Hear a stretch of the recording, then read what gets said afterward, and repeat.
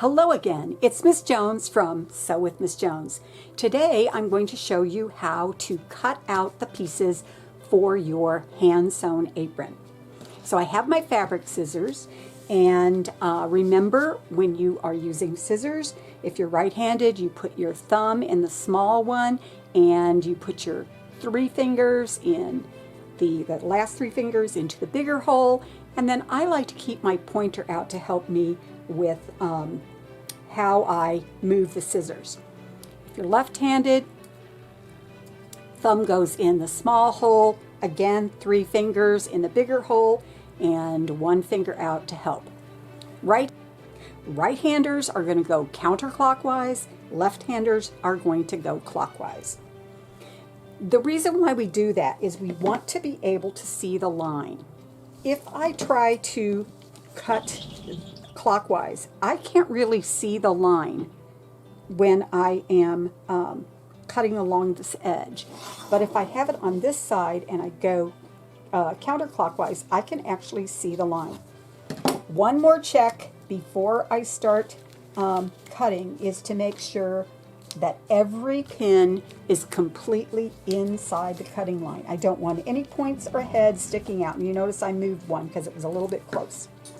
Okay, so try to keep this as flat as possible. I usually put my non-dominant hand on the fabric, and I'm just going to start at the edge and cut. And trying not to cut that black line off, I'm cutting right next to it. Now sometimes I have to turn my fabric because it's easier to cut straight ahead than trying to cut around a corner.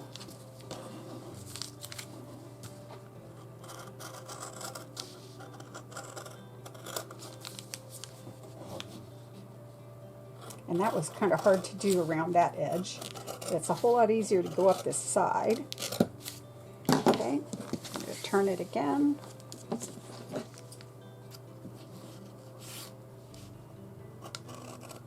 And it's better if you use long strokes. So you put it all the way up, get your scissors all the way up to where you ended the last swipe with the scissors, and then do a long cut.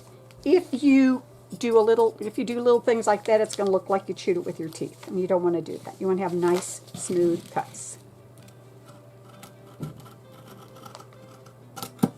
And I'm going to get this stuff out of the way. Remember, recycle the paper. Do not let it lay on the floor or on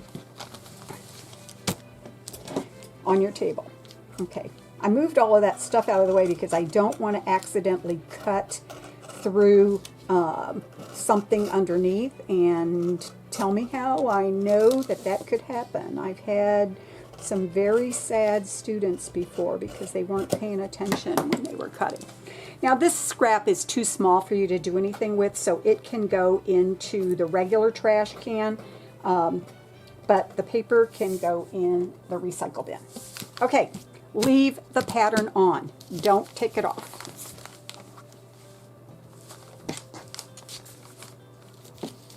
And now I'm going to cut out the apron.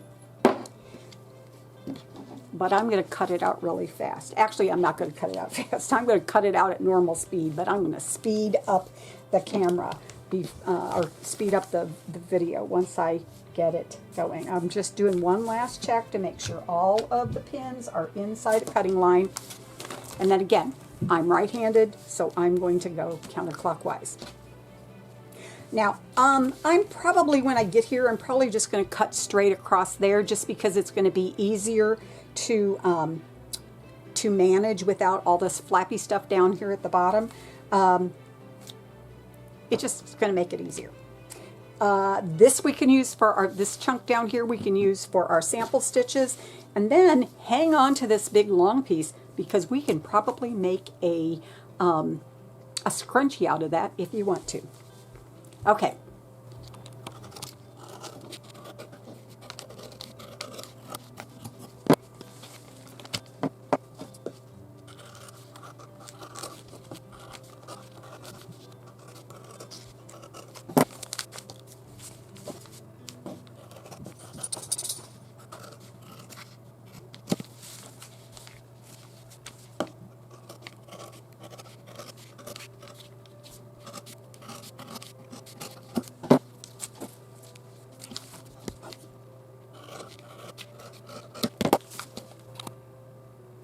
So if you notice, I have cut out my pocket. I have two pieces for the pocket, a front and a back, and I have my apron.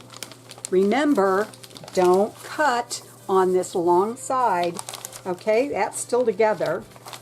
And my next step will be getting the seam allowances marked so I can start sewing.